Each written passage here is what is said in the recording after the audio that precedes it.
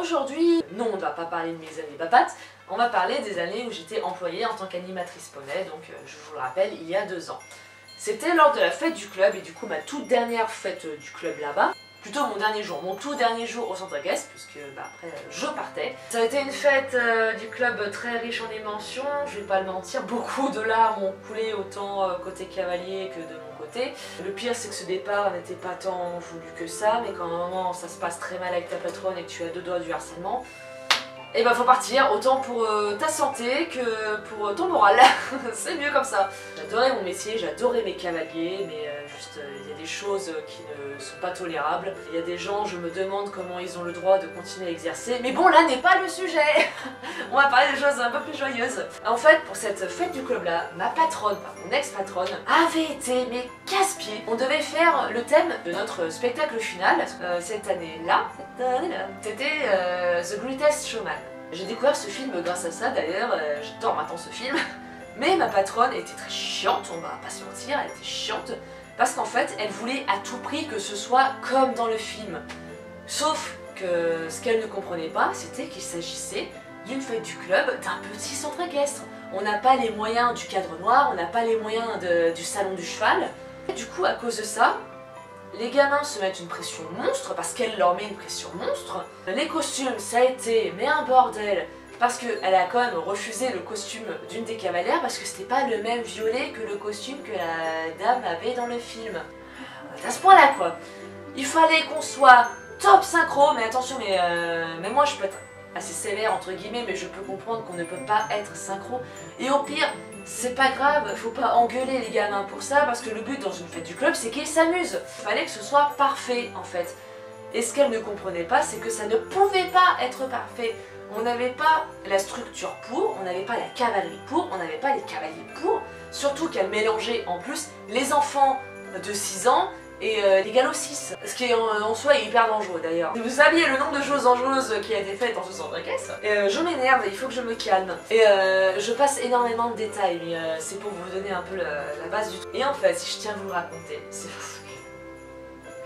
Absolument rien ne s'est passé comme prévu, et en fait j'en suis trop contente. Je suis horrible, hein. Je suis la pire des employés. Je vous rappelle qu'à quelques vidéos je vous disais que moi, quand je suis dans un centre équestre, je m'implique à fond, je veux que tout se passe bien et tout. Mais là c'était mon dernier jour, ça faisait des mois que je n'étais pas bien et que ça ne se passait absolument pas bien.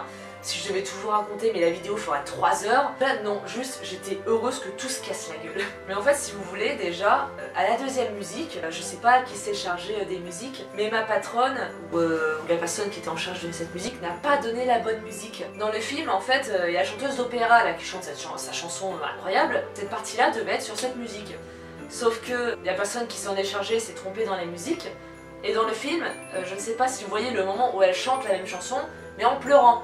Et la musique déjà est bien plus courte, on passe d'une musique de 2 minutes à une musique de 45 secondes, en plus en pleurant. La femme pleure vraiment en chantant.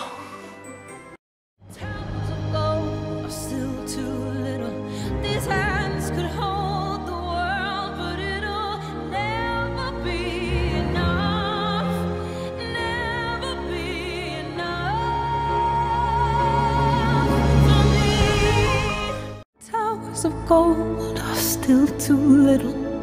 These hands could hold the world, but it'll never be enough. Never be enough. C'est pas la même ambiance. Donc du coup, comme elle ne durait que 45 secondes, contrairement aux bonnes 2 minutes qui étaient prévues à la base, il a fallu la remettre en boucle. Donc il y avait déjà ça qui était très drôle. Et ensuite vient le moment de la 3e et dernière partie. Donc déjà, pareil, le DJ se plante de musique, il remet la première, il y avait 3 parties en fait dans ce final, il y avait la première, la deuxième partie, où il y a eu la musique qui s'est plantée, et la 3e. Dans la 3e, il commence à mettre la première musique qu'il avait au début, et là on entend ma patronne gueuler « Non, c'est pas ça là !» Pour plus de discrétion, et pour que ça passe un petit peu mieux auprès des gens présents, il aurait fallu simplement qu'elle aille dans la cabane DJ, qu'elle dise très gentiment « Ce n'est pas celle-là qu'il faut mettre, veuillez en mettre une autre, merci !» Ensuite, les chevaux étaient chauds patates. Ah, et autre chose, déjà j'étais vénère parce que la jument dont je vous ai parlé, c'était ma jument de balade, la jument que j'ai montée pendant 2 ans. j'ai demandé à la monter pour ce dernier spectacle, pour ce dernier jour. Ma patronne n'a pas voulu parce qu'en fait, nous, il fallait qu'on monte les gros. Il y avait des chevaux en fait de semi-trait, des chevaux croisés comtois. Et en fait, elle voulait qu'on monte cela parce que déjà, le soir, ils sont ingérables. En spectacle, ils sont un peu ingérables.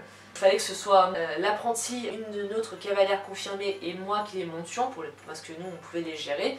Et en fait, elle voulait qu'on monte cela spécifiquement pour que ça fasse penser aux éléphants. Mais qu'est-ce qu'on s'en fout qu'ils soient aussi gros que des éléphants. Enfin, les gens vont bien se douter que c'est pas des éléphants qu'on amène sur la piste. Enfin, bref, j'ai pas pu monter la jument que j'ai montée pendant 2 ans et que je voulais monter une dernière fois pour ce dernier jour précisément à cause d'une connerie de ce genre.